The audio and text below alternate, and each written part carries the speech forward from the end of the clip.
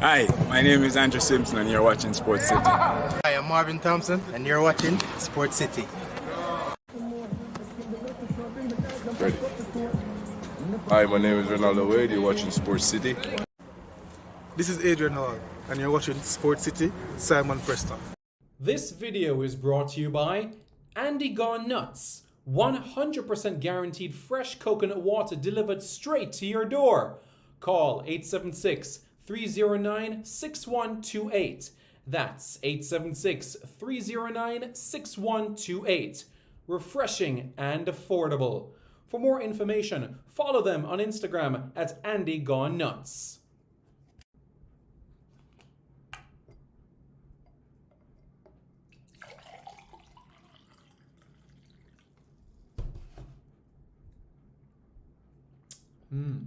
Truly refreshing.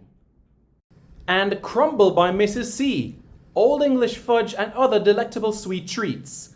Call or WhatsApp 876-586-0471. That's 876-586-0471.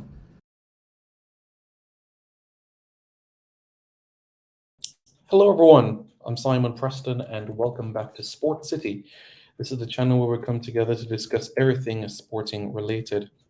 So, as you can see by the title of this video, it's a winning start for the Caribbean side, a winning start that they would certainly embrace as they defeated Ireland in their opening game of the Under-19 Women's T20 World Cup.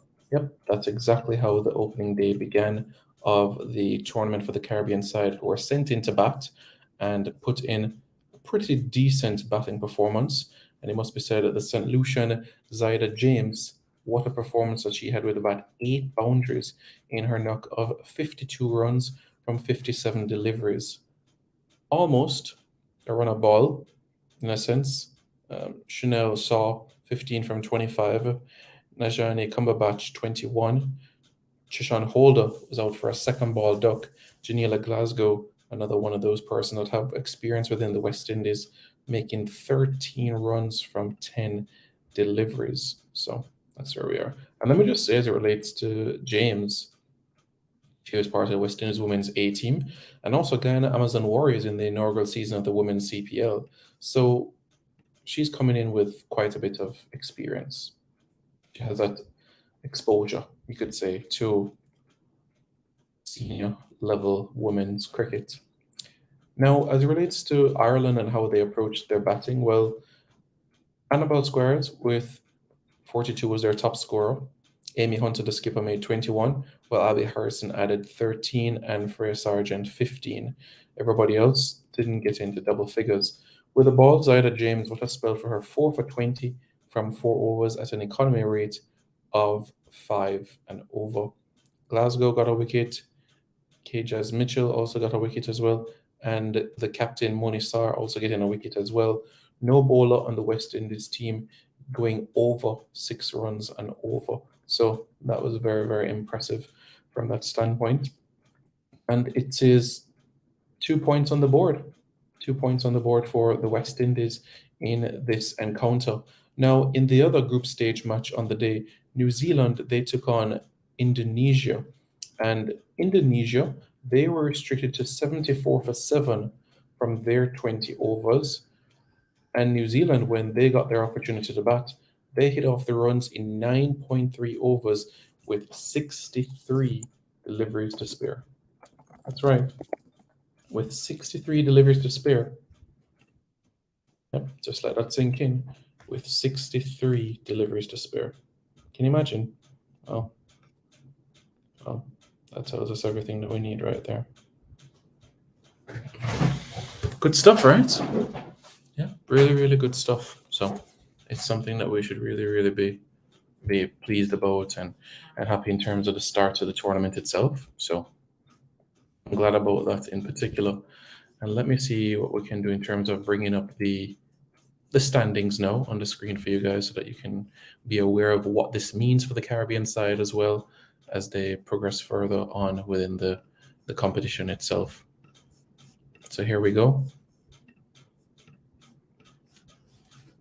This is what Group A looks like, with Bangladesh and Sri Lanka on the top, the Aussies and the United States third and fourth. Group B, England, Pakistan, Rwanda, and Zimbabwe. Group C, which has the West Indies, because of net run rate, it is New Zealand that are out in front right now.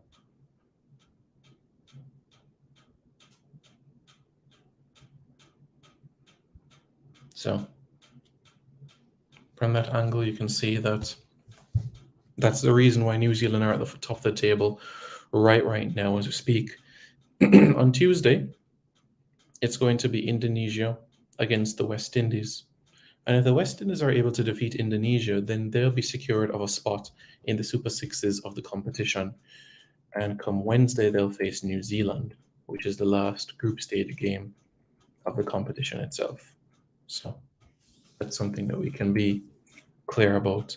Group D, India, the UAE, Scotland, and South Africa. The home nation going down in their opening match, but they certainly were looking to bounce back with victories over Scotland and also the United Arab Emirates. What will happen if the Caribbean side, they're in Group C? It's the top 3 teams from each group that will progress. Right? So this is basically how it's going to look. With the Caribbean side in Group C, as you can see here, Group C, right? What will happen is they would go to Group 2, which has C1, C2, C3, right? And I believe that in this, what you'll find is that you would not play against the team that are from your group. You wouldn't play the teams that are from your group. You play 2 matches in the Super Sixes.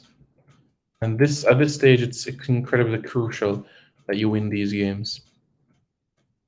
And that is why, to an extent, it is so imperative that you go on and actually top your group as best as possible.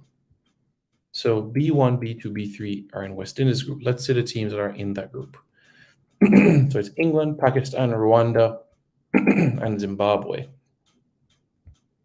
So potentially, if the West Indies can defeat Indonesia and also New Zealand, then C1, that is what the West Indies would be, C1.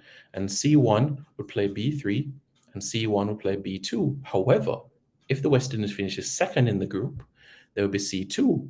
And C2 plays B1, which most likely will be England.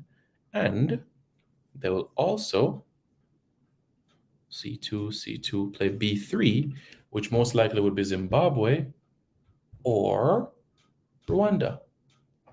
And as we know from there, it's only going to be the top 2 from the Super Sixes, from each Super Six group, that will advance towards the semifinals of the competition.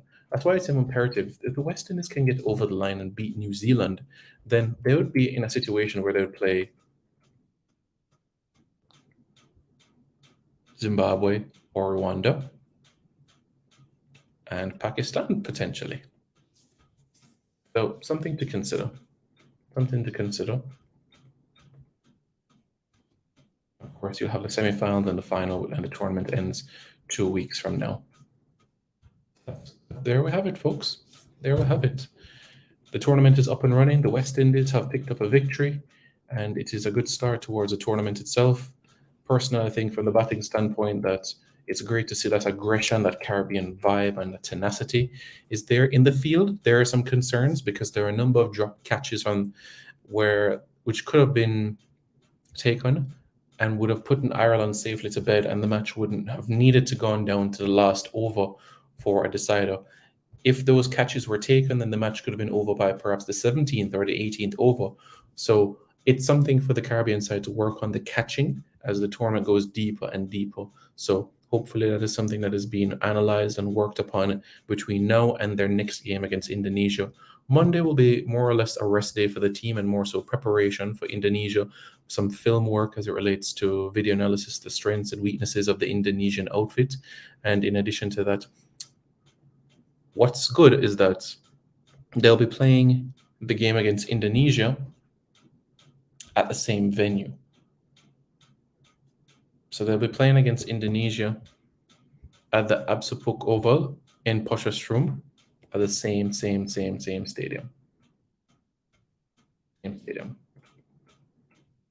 So they'll have that sort of experience of playing in that venue already. They'll know the conditions, what the surface feels like, the grass. So it won't come across as something new to them. So that's why it is something that we can look at and be proud about.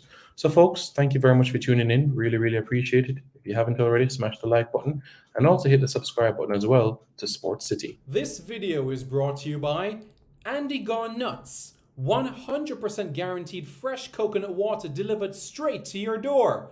Call 876-309-6128. That's 876-309-6128. Refreshing and affordable. For more information, follow them on Instagram at Andy Gone Nuts.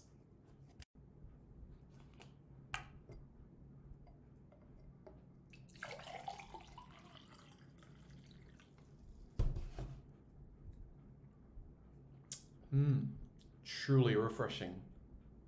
And Crumble by Mrs. C. Old English fudge and other delectable sweet treats. Call or WhatsApp 876-586-0471. That's 876-586-0471.